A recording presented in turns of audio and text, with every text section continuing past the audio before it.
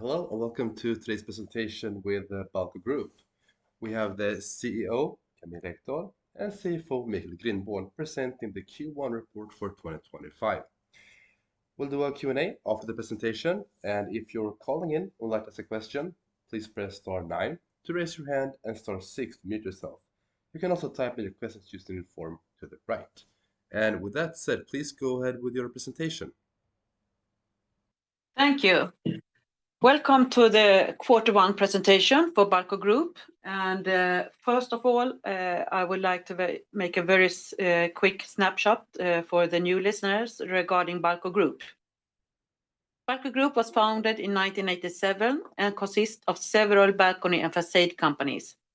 The head office is in Växjö, and the group has today about 600 employees.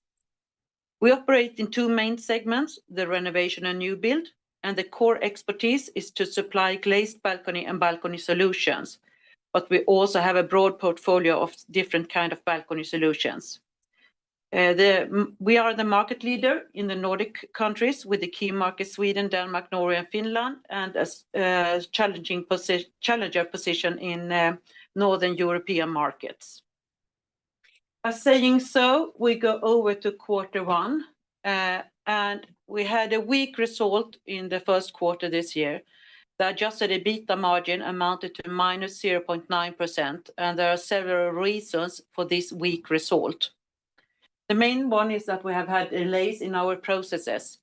And by saying so, I mean both the permission processes we have in Sweden, but also delays on ongoing new build projects in UK and Finland. And this has then affected negatively both the revenue and our cash flow.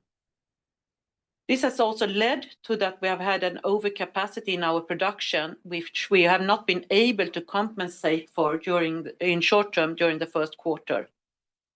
On top of this, we have also had project deviation in one of our big projects in Sweden.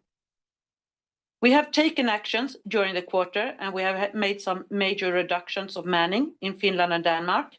And we have taken a decision and also started up to close our production in Arboga and move this production to our existing plants in Växjö and Poland. This production will be taken in on existing manning. And we see also here that we can improve our production efficiency by concentrating the production to less production facilities. The move will be ready during Q2. During the quarter, we have then taken the structural cost for both the planned and implemented actions of 31 million SEK, and we are estimating a yearly saving of roughly 60 million SEK due to the actions taken and planned. The net sales decreased by 3% to 360 million, and that is also mainly connected to the delays we have had in the processes. The order intake was lower if we compare to the same period previous year, 275 versus 352. And it's always very difficult to match order intake quarter by quarter in a project business. And we could see that Q1 2024, we received some really big orders during the first quarter. And of course, we have also big orders in our discussions right now, but we were not able to close them during the first quarter this year.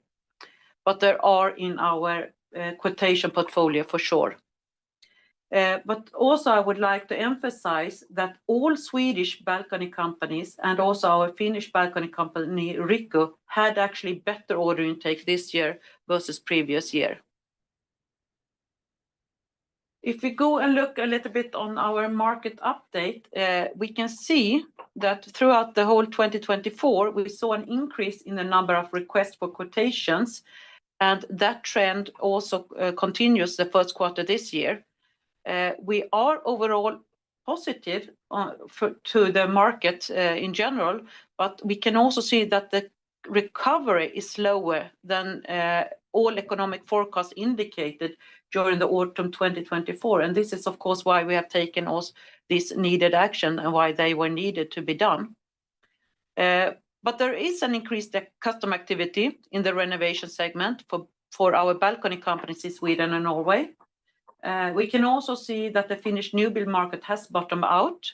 It's slightly improved, but we don't see a rapid return for any new construction of multifamily buildings in the Nordic countries, even if there's a slight improvement, but not a rapid one. But we continue to have a good activity in the new build segment, both in UK and Germany, and therefore we have also taken a decision here that we also invested in more local design resources. It is especially important in the new build segment to have local resources for design to be able to, in an early stage, affect the project. Both, of course, to be as cost efficient as possible, but also to be able to get our design into the project so they can only buy the project from us. The maritime segment has started up again, which is we are very happy to see after, so to say, the pandemic has started up, and we can now see that new ships are actually ordered at the shipyards, and that is very positive for us for ongoing discussion with the shipyards. However, there continues to be a strained competitive situation for our Swedish facade companies and also our balcony company in Denmark. And giving a little bit more about the Danish situation, we can see there that the Danish consumers, they are more cautious in general, and we can also see that on so to say consumer-driven products in general, that quite many companies that have sales in Denmark are having a struggling period right now in the Danish market. But that combined with what we see that we has a product, the main product that we have, the main project we have in Denmark, where we are actually adding a new balcony, but on an existing old building. That means that we are, so to say, that is even more struggling for us, because if you have a balcony today, you want to renovate it, but if you don't have a balcony, it's a bigger jump to take to invest in a new balcony when you don't have one, than to just renovate what you have.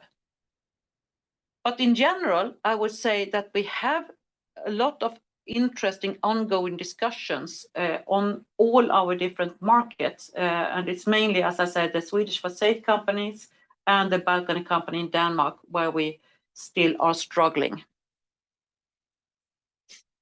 Yes, Michael, handing over to the figure numbers. Some financial figures for the quarter. Net sales, as Camilla mentioned, amounted to 360 million, down from 326.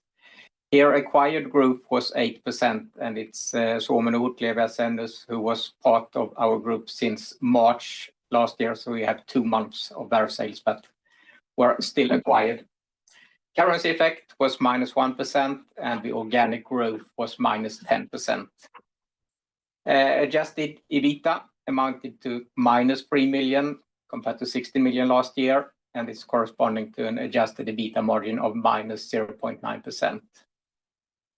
The order intake amounted to 275 million, down from 352, and our order backlog end of March was 1,238 million.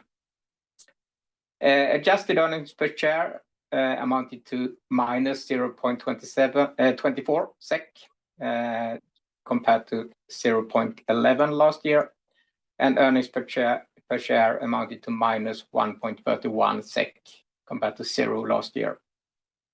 Our operating cash flow amounted to 1 million, and it was 34 million last Q1. If we look at the renovation segment, here we saw an increase in sales up to 236 million compared to 222 last year, and it corresponds to 75% of our total net sales. The order intake for renovation segment amounted to 208 million, down from 285 last year, and it's 76% of the total order intake. Adjusted EBITDA in the renovation segment was -5 million compared to 11 last year, and it's here we have had this major deviation in a large project in one of our Swedish companies, and it corresponds to an operating margin of -1.9 million. Order backlog for the renovation segment is just south of 1 billion. It's 991 million this year, this quarter, and it corresponds to 80% of our total order backlog. New build, here the sales amounted to 71 million, down from 104 last year, while the order intake was 67 million, just exactly the same as we had last year in Q1.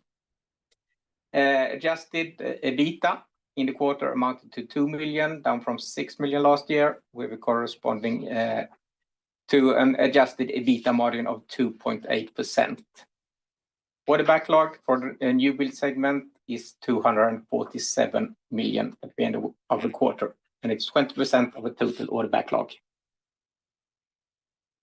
If we look at our financial position at the end of the quarter, the group's equity amounted to 757 million, and the equity to asset ratio is the same as it was Q1 last year, of 47%. Interest-bearing net debt, excluding leasing debt in relation to adjusted EBITDA, amounted to 4.0, up from 3.2. But we can also say the positive thing that we have extended our existing banking agreement with Danske Bank with a sustainability-linked credit facility of 510 million and an overdraft facility of 75 million. It's been extended to March 31, 2028, and we also have an option for a further extension of 2 years until end of March 2030.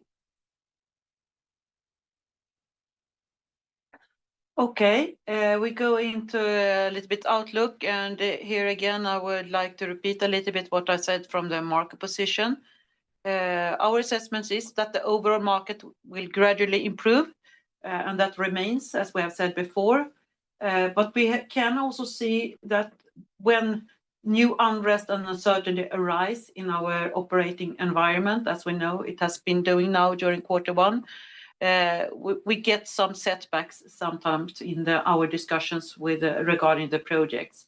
But we know also that the need for the service and the products that we are offering remains, and therefore we continue to invest in sales, we continue to invest in our markets and also product development, at the same time as we also make these major structural changes in our operations to improve our profitability. We know that the coming quarter will be affected, but we aim to return to an earnings level in line with last year. There is an increased customer activity in the renovation segment, and we can also see, as I said before, that all Swedish balcony companies and our Finnish balcony company had a better order intake this year versus previous year. The Finnish new build market has bottomed out, and we see, as I said, a slight increase in the new build segment. And finally, I would just like to say that also that regarding this with the big projects, we have ongoing discussion with big projects, but we were not able to finalize them during Q1. And I think that was all from our side, and I guess we will have a lot of questions now, and looking forward to be able to answer them. Thank you very much for that presentation, and yes, let's open up the Q&A section here. If you're calling in and would like to ask a question, please press star 9 to raise your hand and star 6 to mute yourself. You can also type this request using the form to the right. And we'll start with the first question here. In the report, you mentioned a major project deviation in TBO Haglins. Could you specify how much a particular project impacted EBITDA for the quarter? Thank you.